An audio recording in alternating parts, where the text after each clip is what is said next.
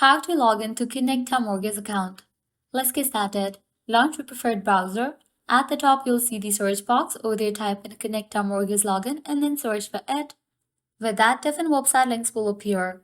Navigate to this one website option, kinecta.org.mortgage. Open it.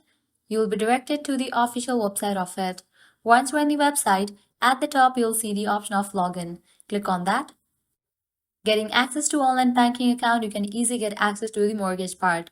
So go ahead and log into your account, provide the credentials, type in the username, then type in the password.